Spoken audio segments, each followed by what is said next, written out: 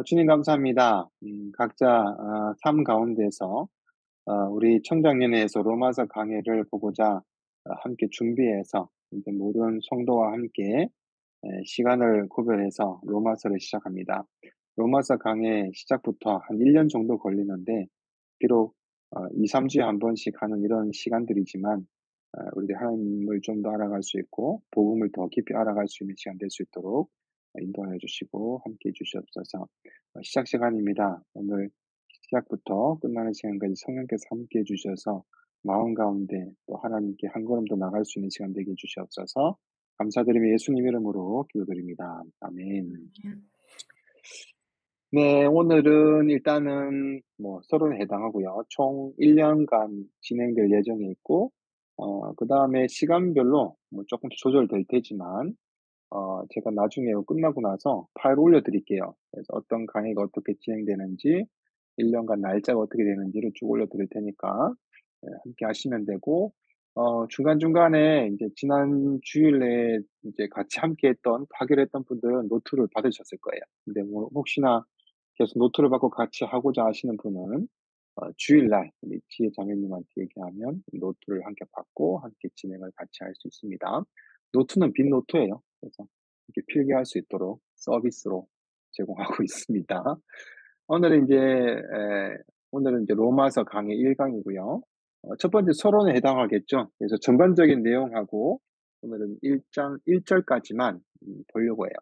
로마서에 대해서 다들 뭐 목사님들이 어렵다고 얘기 많이 하고 뭐 복음의 정수다 뭐 이렇게 얘기하고 복음의 가장 깊은 내용들이 중요한 내용들이 많이 이렇게 다뤄지고 있어서 많은 학자들이 로마서를 많이 이렇게 공부를 해요. 그래서 그런지 몰라도 어렵다 얘기도 많고 여러 가지 얘기가 많은데 어렵다라기보다는 중요하다라는 얘기가 맞는 것 같아요. 그래서 오늘은 이 중요한 얘기가 왜 중요한지에 대한 부분들이랑 그다음에 이 로마서를 보면서 옛날에 교부들이라고 할 수 있는 옛날에 기독교계에 또 여러 가지 이 말씀을 통해서 변화받았던 부분들도 체크하고 그래서 1절까지 서론으로 해당하는 말씀으로 전반적인 부분들을 그런 것들을 보기 원합니다.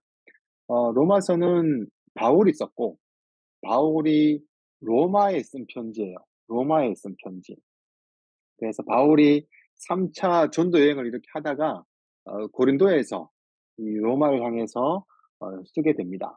근데 이 편지를 쓴 이유는 로마에 있는 이 교회에다가 쓰게 되는 건데 로마의 교회 상황에 이제 문제가 있게 돼서 로마의 교회에다가 쓴 편지죠. 이 그러면 이 쓴 편지의 대상은 자연스럽게 믿지 않는 사람이 아니라 로마에 있는 예수 그리스도를 믿는 교회에다가 그리스도인들에다가 이제 편지를 쓰게 돼요. 이 로마에 있는 그리스도인들은 두 부류가 있어요. 두 부류가 있는데 한 부류는 유대인 크리스찬 그리고 이방인 크리스찬. 그러니까 유대인이 아닌 나머지 이방인 크리스찬 이렇게 두 부류가 나눠져 있는데 처음에 유대인들이 로마에서 정착해서 살아갈 때 거기에서 교회를 이제 세워지게 되죠. 그리고 처음에 그곳에서 이 교회가 세워진 것은 이 뭐 베드로가 했다라는 말도 있지만 이 유대인들이 베드로가 했다라는 말의 출처는 뭐냐 하면 우리가 성령 강림 주일에 대한 사건을 잘 알고 있을 거예요. 성령 강림 주일날 이 예루살렘에 이 오순절이 아니고 예루살렘에 유월절을 지키기 위해서 많은 유대인들이 모였을 때 그때 성령이 임하시고 베드로가 설교를 해서 이 유대인들이 처음에 첫 교회가 세워지죠. 그래서 뭐 3,000명, 5,000명 막 이렇게 믿게 돼서 인제 처음으로 교회가 세워졌고 나서 그들이 예수님을 믿고 나서 다시 로마로 돌아가서 교회를 세웠을 것이다. 그러면은 로마에 있는 교회는 베드로가 세운 거 아니냐 뭐 이런 내용이 되겠죠. 그들이 거기서 살면서 전도도 하고 처음에 유대인들이 교회를 세웠지만 그다음에 이방인들과 함께 예배를 이렇게 드리게 되죠. 근데 문제가 생기게 돼요.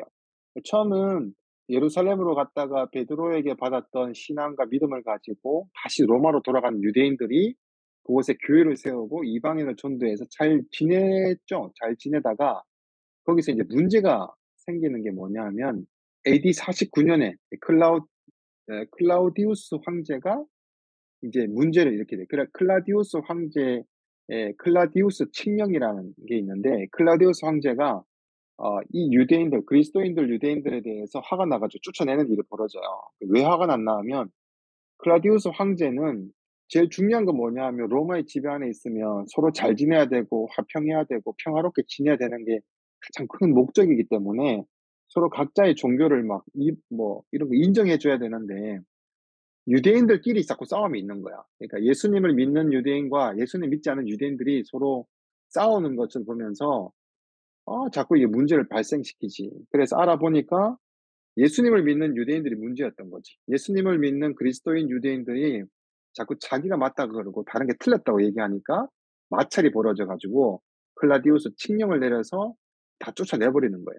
네. 다 쫓아내 버렸지. 이게 다 없어지고 나서 클라디우스 황제가 이제 죽게 돼서 그 명령이 없어지게 돼. 없어지게 돼서 다시 유대인들이 인제 다시 로마로 돌아오게 되는데, 돌아와 보니까 이런 거 있잖아요. 인제 유대인들은 나갔을 때 이방인들은 남아 있었다는 거지, 교회 안에.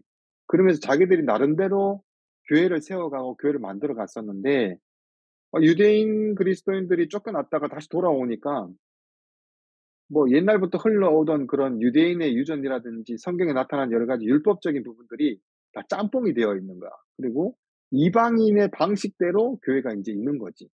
그래서 이걸 가지고 싸움이 벌어지는 거야 인제. 이방인대로 마음대로 갔던 부분들, 그거 가지고 다시 돌아온 유대인들이 이게 뭐냐. 이거 아니다.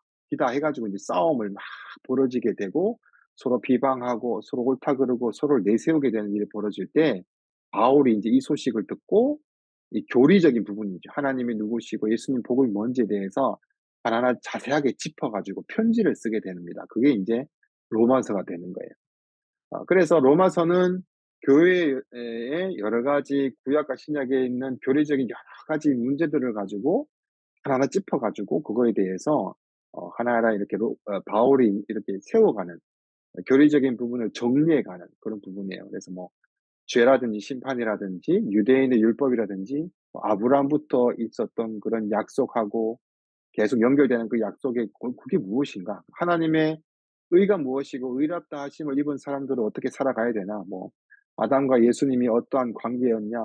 그리고 결국 그리스도와 함께 쭉 함께 산다는 것이 무엇이고, 실제적으로 막 들어가서 결혼 관계는 어떻게 해야 되나? 생명의 성령의 법이 무엇이고, 그리스도의 사랑, 하나님의 사랑, 약속의 자녀, 약속의 말씀, 하나님의 진노와 긍휼이라든지 또 믿음으로 난 의가 뭔지, 다들 이렇게 흔하게 우리가 듣는 내용들인데, 또 남은 자에 대한 이야기, 이방인에 대한 구원이 무엇이고 그리스도인의 새 생활, 세상에 살아가는 그리스도인들, 사랑의 율법의 완성 이러면서 이제 모든 부분에 있어서 막 그런 것들 다 이렇게 정리를 해 가게 됩니다.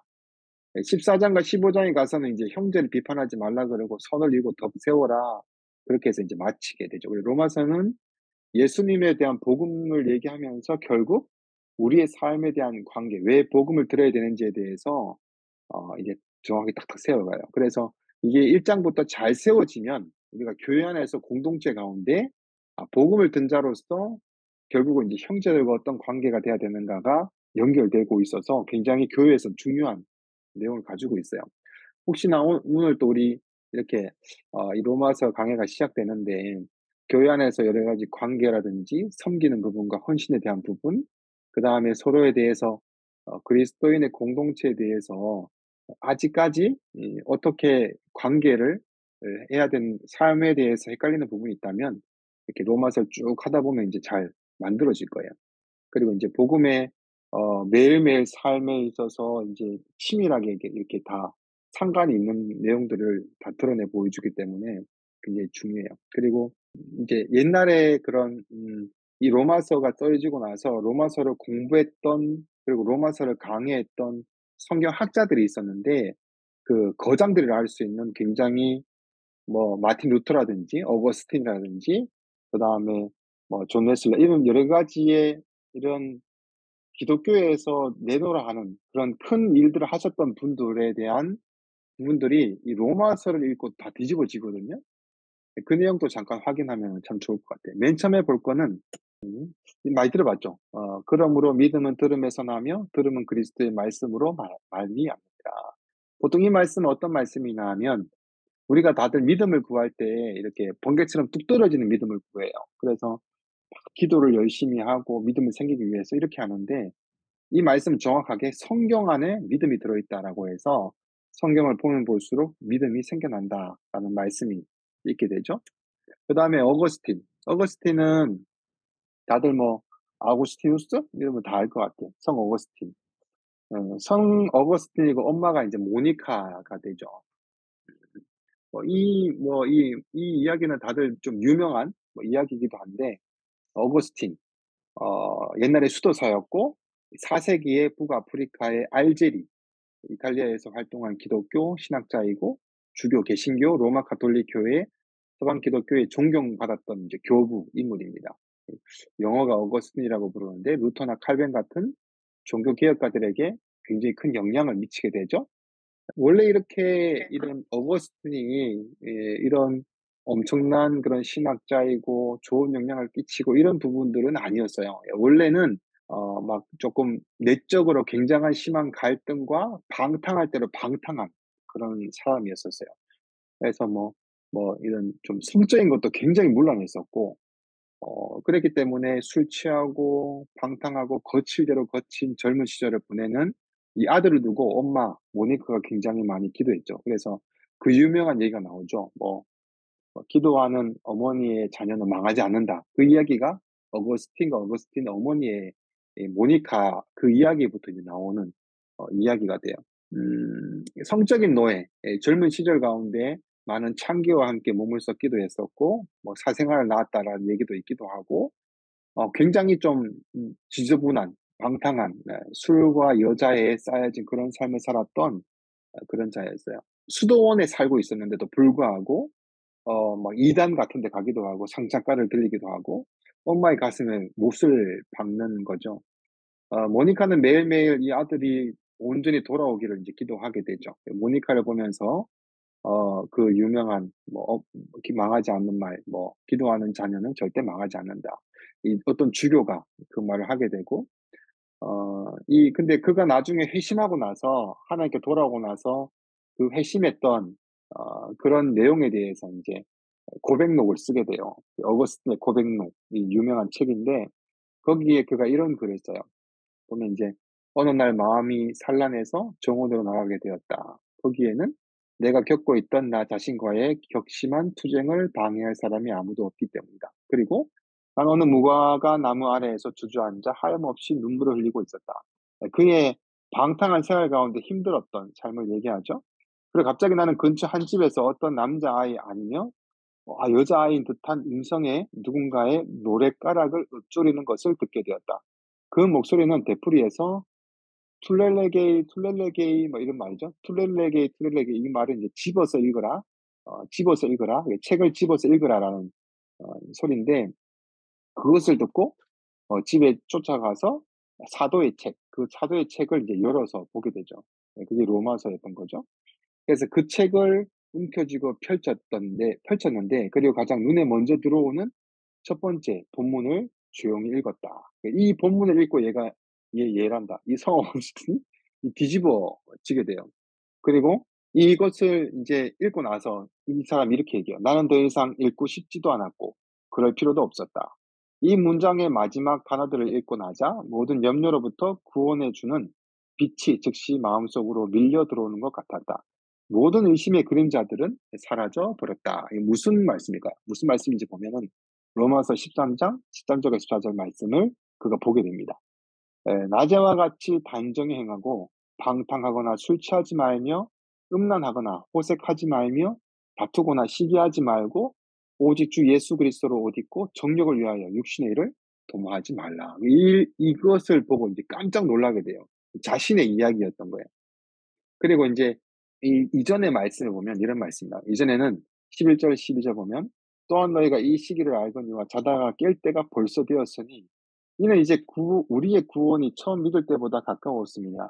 밤이 깊고 낮이 가까웠으니 그러므로 우리가 어둠의 일을 벗고 빛의 갑옷을 입자."라고 하고 이제 13절 14절 이 말씀이 낮에는 단정행하고 술 취하지 마." 이 얘기가 나오게. 이 방탕한 중에도 어디까지 나를 이렇게 놔두기 시겠습니까? 내 이렇게 마음대로 살아가는데 하나님 놔두실 거예요? 라는 이 말을 계속 되풀이하면서 살아갔던 거죠. 그의 혼란함과 고통, 죄악에 빠져 있어서 막 허덕였던 그는 죄 가운데서 죄에서 계속해서 방탕한 생활을 하면서도 계속 그 하나님에 대한 그런 물음을 하게 됐죠. 그러다가 이제 이 로마서 말씀에 붙들리게 되고 그리고 나서 유명한 책들을 남기게 돼요. 그 후에 이름 붙은 게 성 어거스틴이라는 말이 붙게 되고 그가 쓴 책 중에 유명한 이제 참회록이라든지 이런 책이 남게 되죠.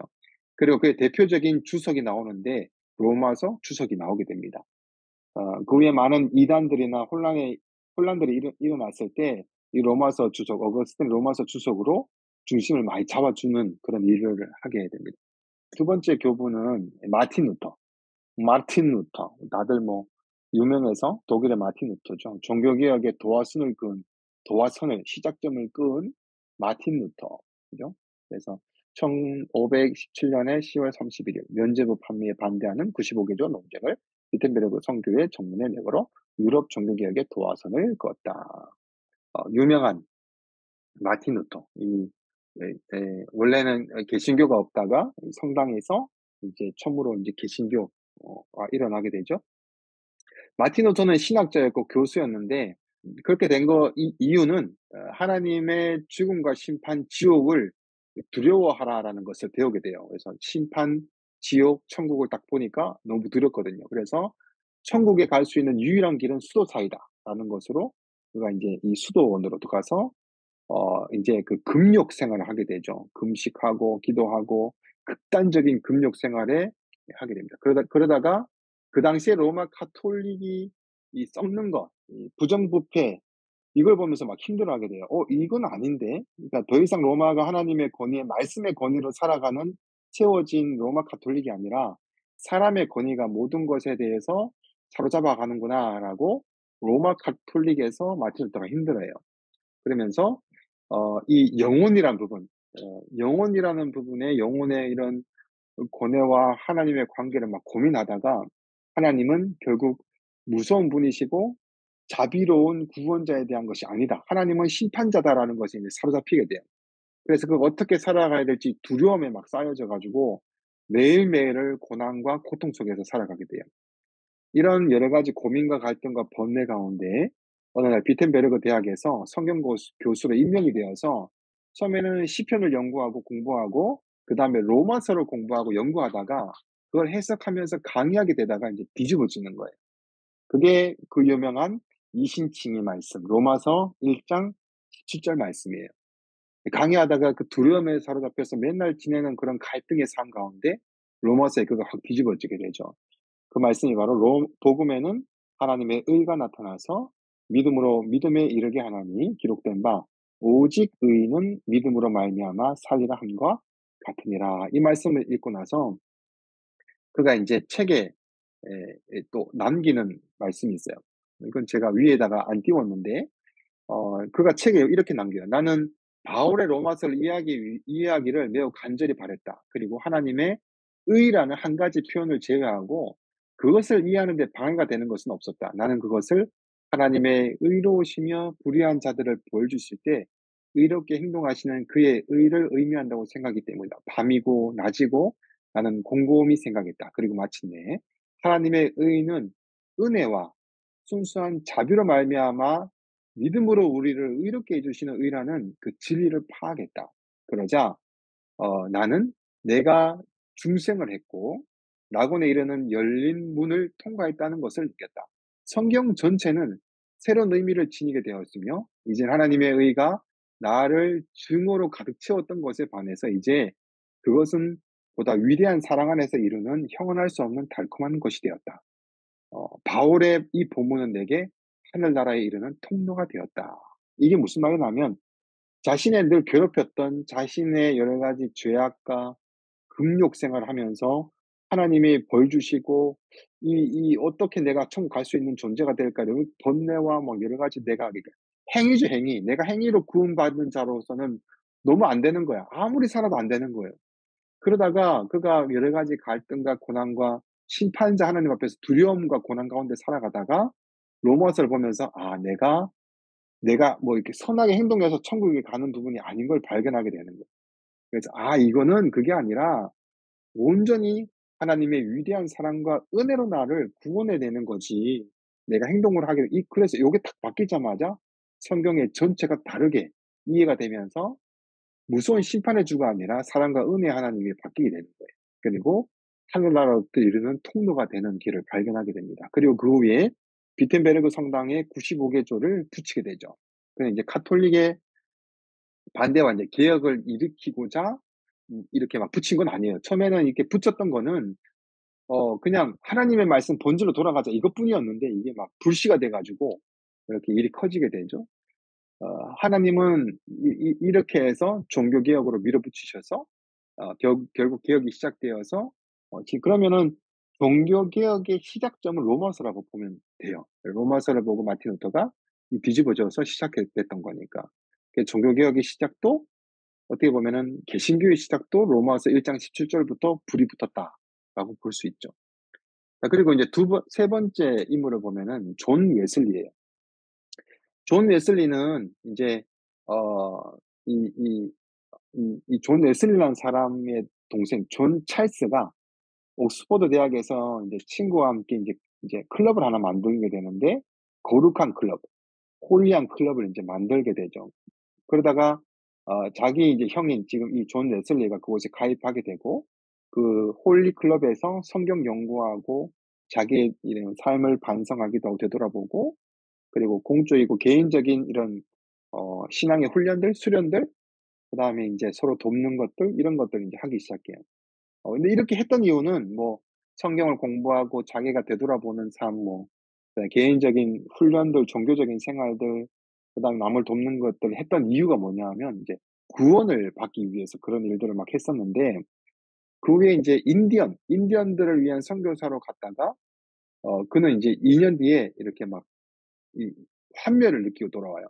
그 후에 인제 1738년 5월 달에 런던 엘더스 게이트가에서 모라비안들의 모임이 있었어요. 모라비안들. 이게 여기서 이제 존 웨슬리는 그냥 간 거야. 내가 뭐 굳이 이곳에 갈 필요가 없는데 그냥 이런 여러 가지 선교 활동에 대해서 그냥 지치고 뭐 이러다가 가 가지고 이 마틴 루터 이전에 봤던 마틴 루터의 로마서 서론을 읽게 됩니다.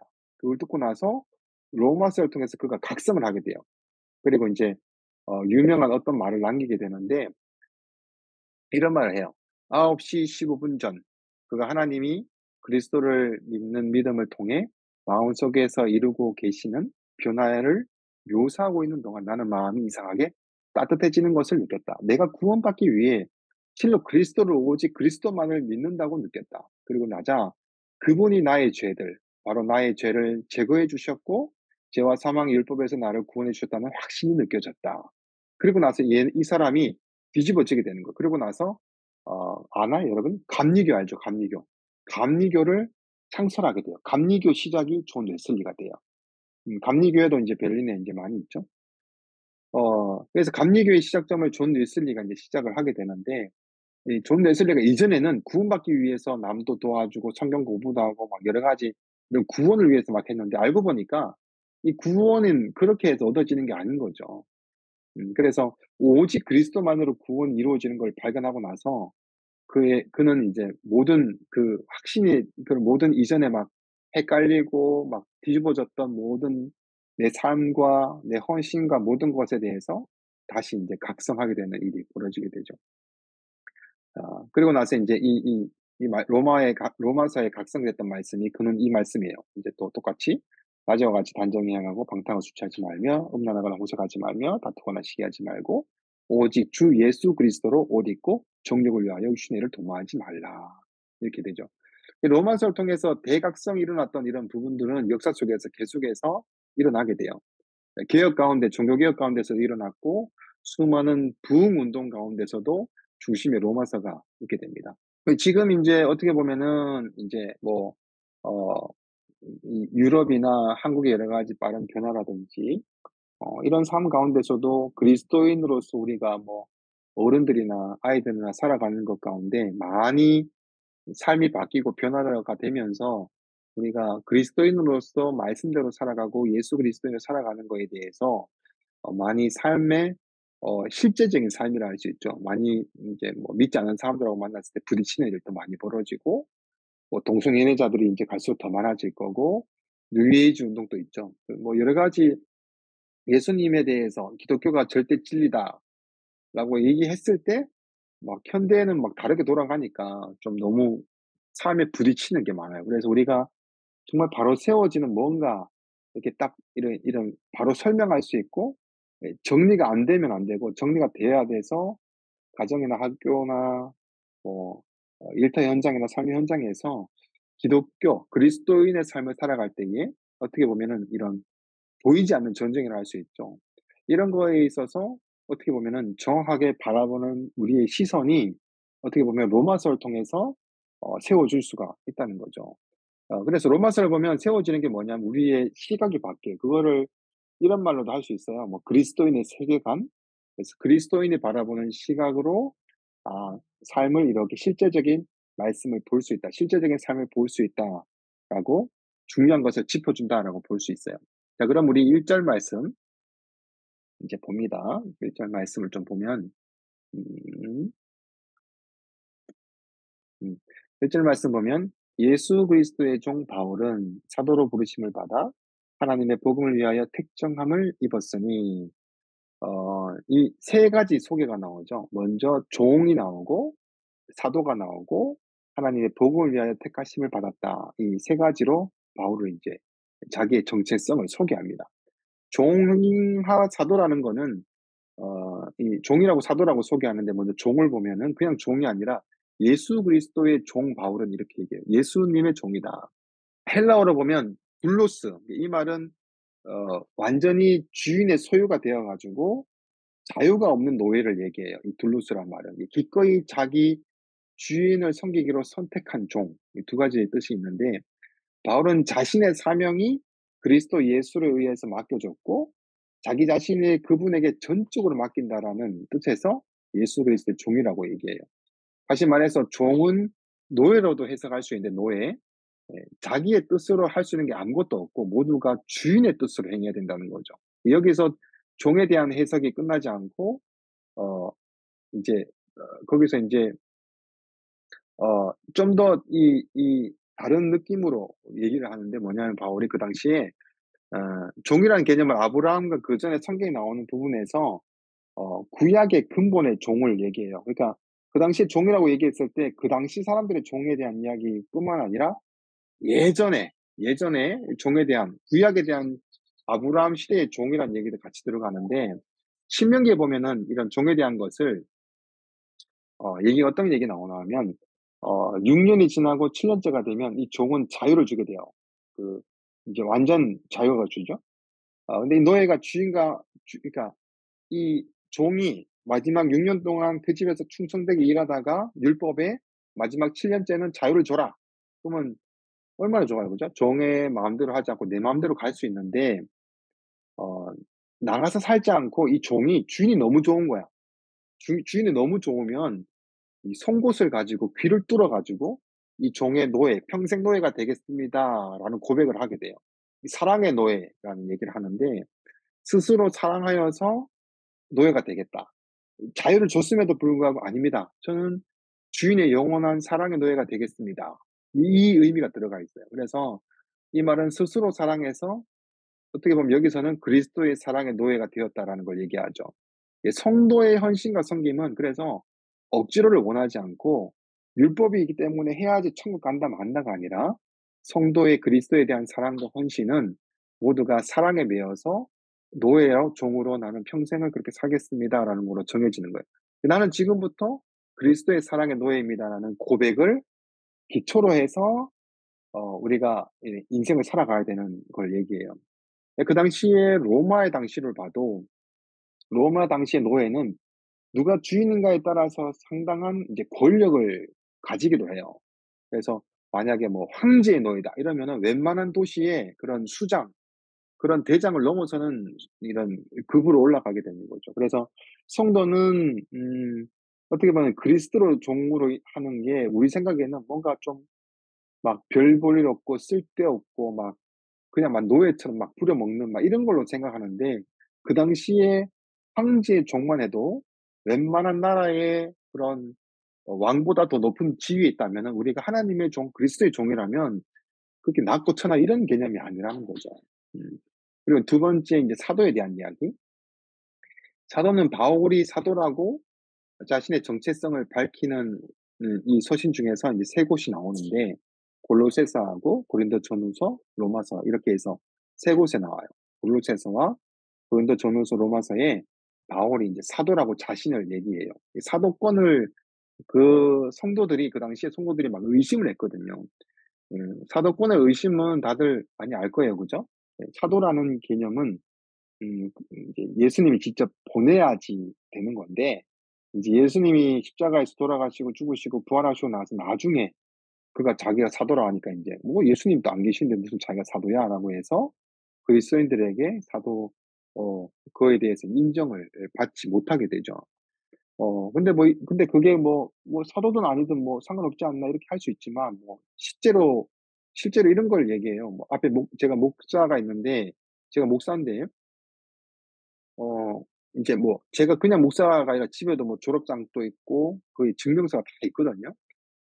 그래서 그런 뭐 이런 게 다 있는데, 만약에 누가 저보고 "가짜다." 그랬어요. 그러면 제가 증명할 게 있으면 상관없는데, 증명할 게 없으면 이런 제가 말하는 모든 것에, 이때까지 말했는 모든 것에 대한 그 말에 대한 하나님을 말씀을 증거했던 거에 대한 이런 권위가 다 내려앉는 거예요. 그럼 이때까지 저 문현근 목사가 얘기했던 건 뭐야? 이렇게 되는 거죠. 로마가 이때까지 말씀했고 가르쳤고 했던 모든 부분들이 이 사도권이 만약에 의심이 돼서 사도가 아니다 이라고 돼 버리면 완전 뭐 그냥 그 하나님의 복음의 말씀이 다 엉망이 되어 버린다는 거죠. 그래서 어 그런 부분에 있어서 바울은 하나님의 말씀이 엉클어지고 이런 걸 막기 위해서 사도권을 증명해 나가게 돼요. 부르시고 보내심을 받았다. 이 사도들에 대한 이런 부분들 나오는데, 어 성경의 구약에도 보면 부르시고 보내심을 받았다라는 그런 내용이 나오는 게 이제 요셉에 대한 이야기 나오거든요. 그가 이제 총리였잖아요. 총리였고 애굽의 총리였을 때 자신을 팔았고 죽이려고 했던 형제들을 다시 만났을 때, 그가 막 어떻게 보면은 그런 힘든 삶 가운데 형들을 사정없이 칠 수도 있었는데 치지 않고 어떤 말을 하나 하면 이런 말을 해요. 창세기 45장 5 절에 "당신들이 나를 이곳에 팔았다고 해서 근심하지 마소서. 한탄하지 마소서. 하나님이 생명을 구원하시려고 나를 당신들보다 먼저 보내셨나이다."라고 해요. 예, 보내셨다라는 이유를 알게 돼요. 부르심을 입은 자로서 우리가 보내심을 받았다. 이방인에게 보냈던 바울, 내가 여러분에게 보내심을 받았다. 이 마지막 사도인 사도 바울이 예를 들어서 부르셨고 보내심을 받은 자로서 내가 왜 보냈고 왜 부르심을 받았다라는 것에 대해서 세상으로 보내심을 받았던 것, 내가 보내심을 받았던 것처럼 나도 너희를 보내노라라는 그 복음에 대해서 새롭게 세워지면서, 그런 것처럼 여러분들은, 이 로마에 세워진 여러분들은 부르심을 받은 사람들이고 다시 어디로 보내심을 받은 사람들이 될 것입니다라고, 또 다시 한 번 더 그거에 대해서 복음을 들은 자로서의 그런 정체성, 그리스도의 정체성을 세워주는 거예요. 로마서 안에서도 그런 내용들이 쭉쭉쭉쭉 앞으로 인제 흘러 나오게 됩니다.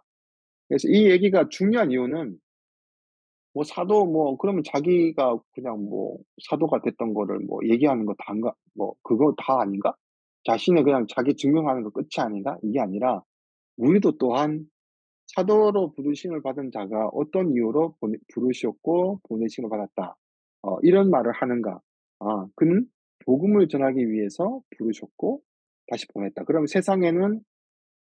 세상에서 그는 복된 자로서 가서 세상에서 주의 복음을 증거하고 예수 그리스도의 복음으로 부르셨고 보내심을 받았다라는 게 함께 연결돼요. 그래서 다시 우리가 이 사도성이나 여러 가지 이 로마서에서 쭉 나오는 사도에 대한 증명 앞에서 어 그냥 뭐 간단하게 뭐 '내가 예수님 부르셔서 난 구원 얻었다.' 이 끝이 아니라 부르셨어요. 그럼 이다음부터 우리는 세상으로 보내심을 받은 자로서 살아가는 가야 됨에 대해서 로마서가 이제 증명을 또 막 해내요. 그래서 로마서가 끝나는 시점에 가면 우리가 복음을 든 자로서 세상에 보내심을 받은 자로서 우리가 어떻게 세상에서 살아가야 되나. '아 우리는 세상에 하나님이 보내셨구나.'라는 것으로 연결돼서 뭐 이렇게 가게 되죠.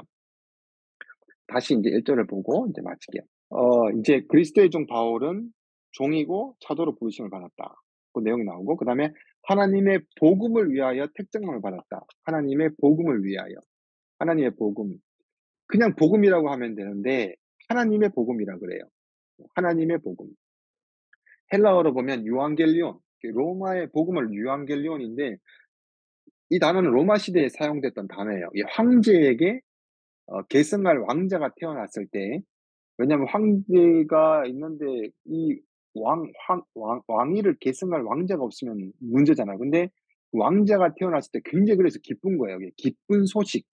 이 기쁜 소식이라는 의미가 바로 유앙겔리온이에요.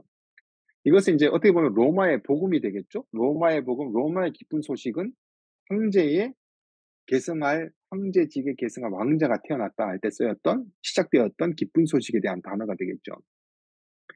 그러면 이제 황제의 계승이 만약에 이루어졌어요.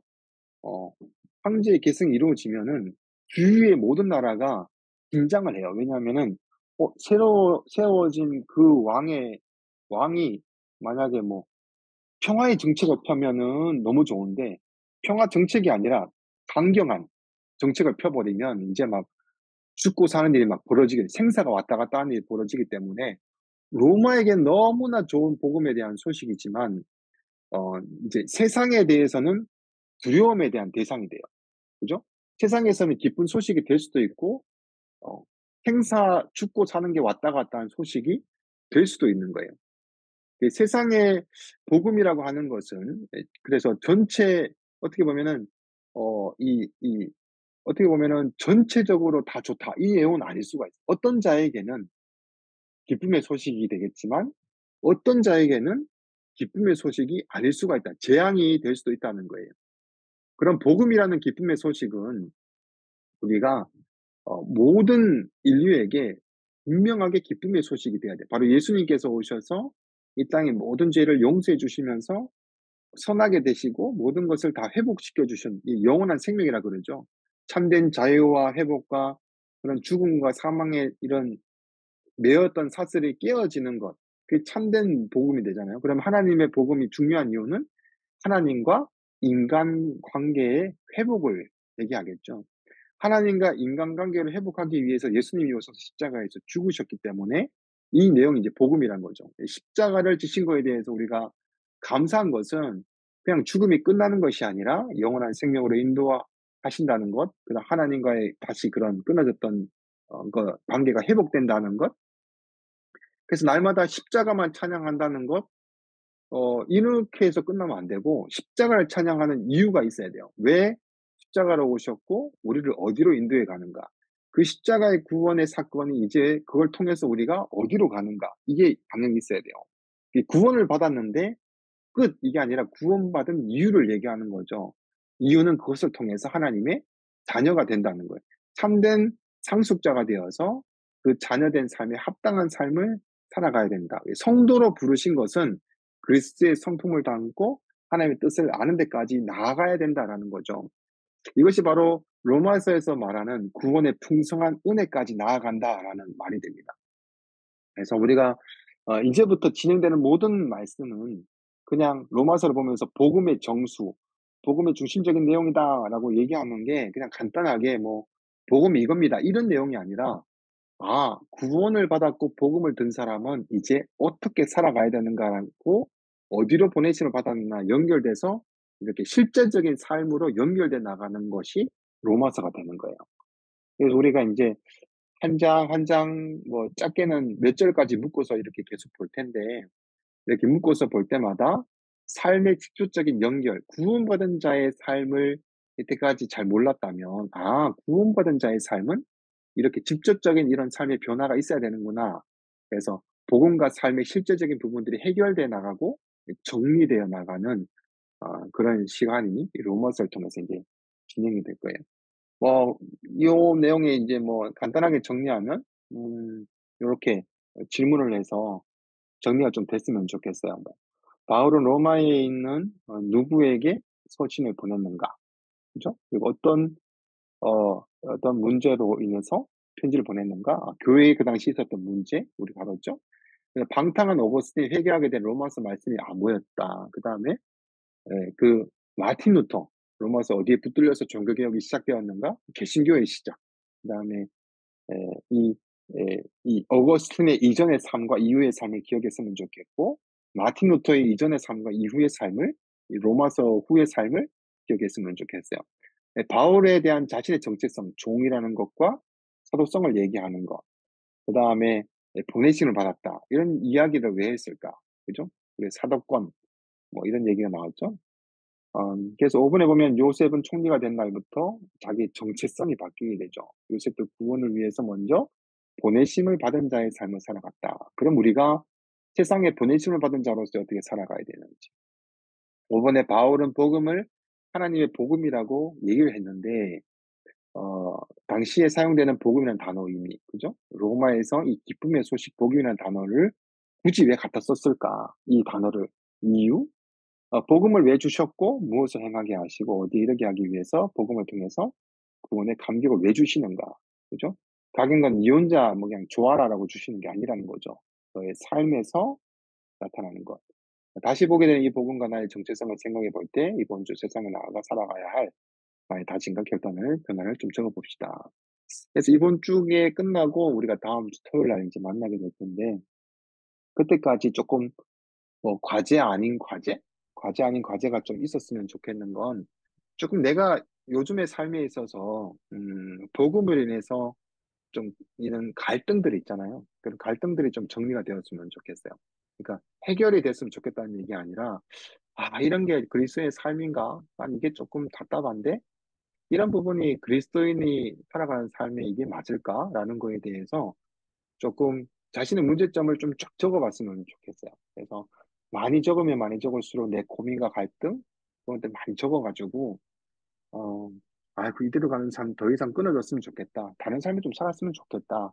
변화된 삶 이렇게 이런 삶이 됐으면 좋겠는데 이게 왜 안 될까? 여러 가지 이런 갈등들이 조금 정리되면 참 좋지 않을까? 그래서 다음 주부터 이제 1장 1절을 했고, 이제 또 1장 1절부터 7절까지 말씀을 또 서론처럼 해서 이제 몇 번 볼 텐데, 보면서 이제 로마서 전체적인 내용을 잘 다져가지고 시작해서 진행했으면 좋겠습니다. 오늘 저만 서론이어서 저만 얘기 많이 했는데, 다음 시간에 이제 말씀으로 직접 들어가서 막 진행할 때는, 여러분도 같이 좀 질문을 좀 하고, 뭐, 요 부분 좀 이해가 안 돼요. 뭐 이렇게 서로 좀 마지막에는 좀 얘기를 나누면서, 편하게 이렇게 대화하면서 진행했으면 좋겠습니다. 오늘 소론이어서 제가 그냥 쭉쭉 수업하듯이, 수업하듯이 했고, 그래요. 좋습니다. 그리고 지금 7시 20분인데, 다음 시간에는 넘어도 한 1시간 10분 정도? 10분이나 20분 정도까지 그렇게 넘어가는 걸로 해서, 한 60분이니까 한 70분 정도에는 마무리하는 걸로 그렇게 하도록 합시다. 감사합니다. 감사합니다. 그럼 이제 기도하고 마칠까요? 네. 네. 네. 주님 로마서에 대해서, 서론에 대해서 함께 나누었습니다. 비록 저 혼자 이야기하고 일방적으로 듣긴 했지만, 오늘 나누는 중에 꼭 하나님에 대한 로마서에 대한 기대가 있기 원하고, 이전의 삶과 구원받은 후의 삶에 있어서 변화를 하게 되겠다라는 이런 마음들을 주셔서 우리가 삶 가운데 이번 로마서의 시작으로 비록 좀 긴 시간, 1년 동안의 시간이지만 삶 가운데 급하게 생각하지 않고 하나하나 말씀을 통해서 실천해 나가며 싸워 나갈 수 있어서 하나하나 발견해 나갈 수 있는 말씀, 하나하나 정말 삶 가운데 알아가는 말씀이 될 수 있도록 인도하여 주시옵소서. 이제 또 삶으로 들어갑니다. 가정에서 또 학업과 일터 현장 가운데 살아갈 때 더욱더 이런 갈등들을 많이 생각하고 알게 해주셔서 말씀 앞에 이 내용을 가지고 다 해결받을 수 있는 복된 시간 될 수 있도록 인도해 주시옵소서. 감사드리며 예수님 이름으로 기도합니다. 아멘. 아멘. 네. 감사해요. 나중에 봐요. 좋은 날 감사합니다. 보내시고 평안한 주일날 시간 봬요. 되세요. 네, 주일아 봬요. 들어가세요.